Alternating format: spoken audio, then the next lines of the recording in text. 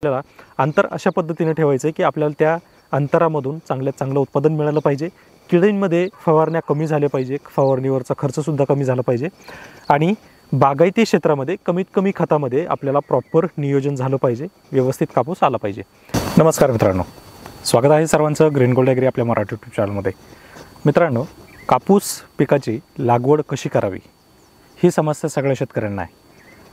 प्रत्येक वर्षी शेतकरी आपल्या परीनुसार वेगवेगळ्या पद्धतीने लागवड करतो, वेगवेगळ्या पॅटर्ननुसार लागवड करतो. मग तो अमृत पॅटर्न असेल, दादा लाड पॅटर्न असेल किंवा इतर पॅटर्न असेल, पट्टा पद्धत असेल किंवा रेग्युलर पद्धत असेल, या सगळ्याच पद्धतीचा अवलंब करून काही ना काहीतरी उत्पादन वाढीसाठी वेगवेगळे प्रयोग करत असतो. तर मग आजच्या या व्हिडिओमध्ये मी तुम्हाला सांगणार आहे की जे अंतर आहे, कापूस लागवडीचं अंतर, योग्य अंतर म्हणा किंवा चांगलं अंतर म्हणा, हे कसं घेतलं पाहिजे किंवा कोणकोणत्या पद्धतीनं आपण हे चांगलं अंतर ठेवू शकतो आणि त्याच्यातून आपल्याला कापूस उत्पादन चांगल्या प्रमाणात मिळू शकतं. तर याचीच माहिती आपण आजच्या या व्हिडिओमध्ये घेणार आहोत. तर जे शेतकरी आपल्या ग्रीन गोल्ड ॲग्री चॅनलवर नवीन असेल त्यांनी चॅनलला सबस्क्राईब करा, सोबत नोटिफिकेशन बेल प्रेस करा, म्हणजे आलेल्या व्हिडिओचं नोटिफिकेशन तुम्हाला मिळेल. मित्रांनो, कापूस पिकामध्ये लागवडीचं अंतर ही सगळ्यात मुख्य समस्या आहे. प्रत्येक ठिकाणी ज्या वेळेस आपलं लागवडीचं अंतर चुकलेलं असतं त्याच्यामध्ये आपल्याला उत्पन्नावर फटका हा पुरेपूर बसलेलाच असतो. तर मागच्या वर्षी आपण 4 वाणांची लागवड केली होती. त्यामध्ये आपल्याला जवळजवळ अंतर आपण जे ठेवलं होतं, तर हे अंतर ठेवताना आपण जे काही शिफारस केलेलं अंतर आहे, म्हणजे ज्या ज्या कंपन्यांनी शिफारस केलेलं अंतर आहे त्याच पद्धतीनं आपण त्यांची लागवड केली होती.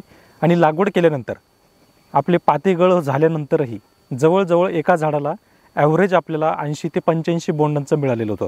म्हणजे प्रत्येक झाड, काही झाडांना 120 पर्यंत होतं, काही झाडांना 70 होतं, काही झाडांना 80, 85, 90, 100 अशा पद्धतीत होतं. एक ॲव्हरेज जर काढलं तर साधारण 80 बोंड आपल्याला त्या झाडापासून मिळाली.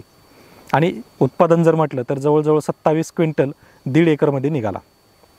तर अशा या पद्धतीचं नियोजन, याच पद्धतीनं नेमकं काय नियोजन यावर्षी आपल्याला करायला पाहिजे 2024मध्ये, तर त्याचीच माहिती सांगणार आहे. तर व्हिडिओ शेवटपर्यंत पहा आणि व्हिडिओ शक्यतो स्किप करू नका. तर चला व्हिडिओला सुरुवात करूया. तर सगळ्यात पहिलं की पॅटर्न पद्धती. आता पॅटर्न पद्धतीमध्ये ज्या शेतकऱ्यांनी लागवड केलेली आहे आणि उत्पादन चांगलं मिळालेलं आहे ते शेतकरी पॅटर्न लागवडनुसार करू शकता. दादा लाड पॅटर्न जो आहे हा कमी अंतराचा आहे. आमच्याकडे बागायती बाग आहे, त्यामुळं आमच्याकडं तो पॅटर्न कुणी राबवू शकत नाही. कारण ऑलरेडी जे 2-2 फुटावर अंतर पाहिजे तेच ऑलरेडी 4.5 फुटावर ठेवूनसुद्धा विक्रमी उत्पादन घेत आहेत. त्यामुळं दादा लाडकडं कोणी जाण्याचा शक्यतो विचार करत नाही. आता राहिला अमृत पॅटर्न. अमृत पॅटर्न हा एक खरोखर अतिशय चांगला पॅटर्न आहे. कारण मागच्या वर्षी आपण 4.5 फुटाचा बेड केल्यानंतर प्रत्येक वाणामध्ये वेगवेगळा फरक, म्हणजे जसं शिफारसीनुसार 4x4 असेल तर त्या ठिकाणी आपण 4x4च अंतर ठेवलेलं आहे. ज्या ठिकाणी 4-3ची शिफारस केली होती त्या ठिकाणी आपण 4.5x3 किंवा 4.5x3 अशा पद्धतीचं अंतर आपण ठेवलं होतं. ज्या ठिकाणी 4x2 हेच अंतर ठेवायला लावलं होतं, शिफारस होती, त्या ठिकाणी आपलं 4.5x2 या प्रमाणात अंतर आपण ठेवलेलं होतं. 4 ज्या आपल्या व्हरायट्या होत्या तर त्यामध्ये शिवांश 4749, अजित 1199, त्यानंतर राशी 659 आणि प्रभात सुपरकॉट हे 4 वाण आपण लागवड केले होते. तर या 4ही वाणामध्ये शिफारशीनुसारच अंतर आपण ठेवलेलं होतं. फक्त जे काही बेड होता तर हा बेड आपला 4.5 फुटाचा होता.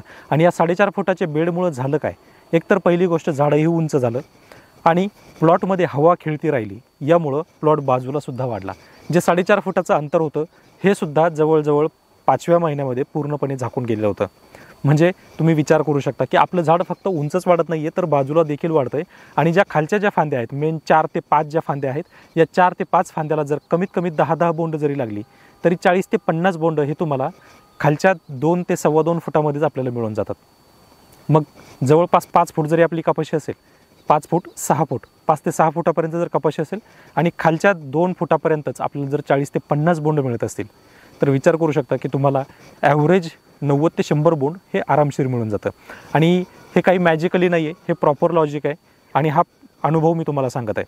तरीसुद्धा यावर्षीसुद्धा तुम्हाला मी प्रॉपर प्लॉटमध्ये परत एकदा तेच व्हिडिओ दाखवणार आहे. मागच्याही व्हिडिओमध्ये मी तुम्हाला अंतर, त्यासोबत लागलेली पाते, लागलेली बोंड आणि गळ झाल्यानंतरही असलेली संख्या, या सगळ्यांचे व्हिडिओ तुम्हाला मागच्या वर्षी मी दिलेले आहेत. ज्यांना शंका असेल किंवा माहिती नसेल किंवा माहिती पूर्ण पाहिजे असेल त्यांनी मागच्या वर्षीचे व्हिडिओ नक्की उघडून पहा. तुम्हाला हवी ती महत्त्वपूर्ण माहिती सगळी मिळून जाईल. यानंतर आता जे नवीन शेतकरी आहेत ज्यांना अंतर ठेवायचं आहे, मग आता अंतर ठेवायचं कसं, कारण सांगणारे तर भरपूर आहेत. तर विशेष आहे की आपल्याकडे जो काही आपल्याकडे वाण येतो, मग तो राशी असेल, अजित असेल किंवा प्रभात सुपरकॉट असेल, US ॲग्रीसीडचा असेल किंवा इतर आणखी माहिकोचा असेल किंवा कोणताही ABCD XYZ असेल, याच्यामध्ये एक लिफलेट येतं.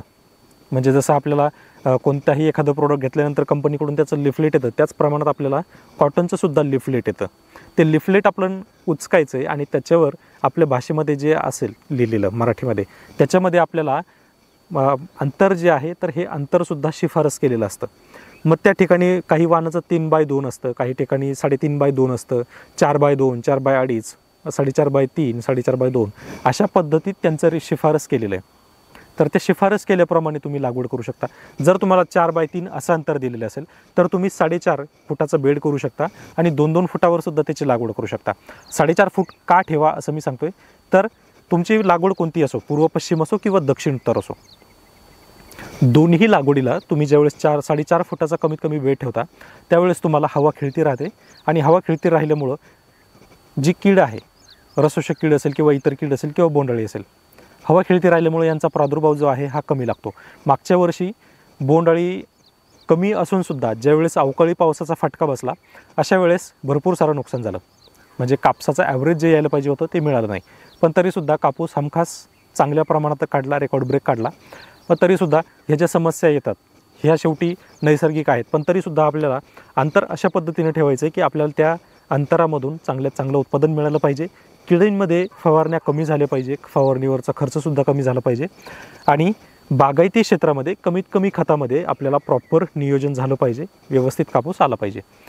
तर याच्यासाठी आपल्याला शिफारशीनुसारच शक्यतो तुम्हाला 2 बेडमधलं अंतर निवडायचं आहे. तुम्ही भलेही 2 झाडांमधलं अंतर जे आहे हे थोडंसं वाढवू शकता किंवा कमी करू शकता, परंतु एक प्रामाणिक सल्ला द्यायचा झाल्यास तुम्ही जे काही अंतर शिफारस केलेलं आहे तेच अंतर निवडा. किंवा तुम्हाला जर पॅटर्ननुसार जायचं असेल तर तुम्ही पॅटर्ननुसार जाऊ शकता. परंतु तुम्ही पहा, जे पॅटर्न आजपर्यंत सक्सेस झालेले आहेत त्या पॅटर्नमध्ये तुम्हाला काही ठिकाणी गॅप हा जास्त दिलेलाच आहे.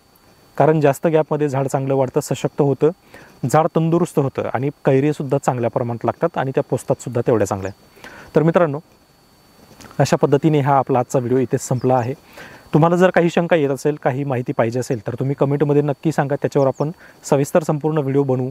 त्यासोबतच कापूस पिकामध्ये उत्पादन घेताना ज्या काही समस्या येतात तर त्या समस्यासुद्धा आपल्या चॅनलवर आहेत. ज्या समस्या येत आहेत त्या समस्येनुसार त्याचे उपाय मी दिलेले असतात. तर तुम्ही जुन्या व्हिडिओही पाहू शकता जे तुम्हाला अतिशय महत्त्वपूर्ण ठरतील. आणि कापूस सिरीज जी आहे ती आपण या वर्षीपासून आता सुरू झालेली आहे आपली. तर तुम्ही निश्चित तुमचा कापूस उत्पादक तुम्ही जर शेतकरी असाल तर चॅनलला नक्कीच फॉलो करत राहा आणि नवीन नवीन व्हिडिओचा लाभ घेत चला.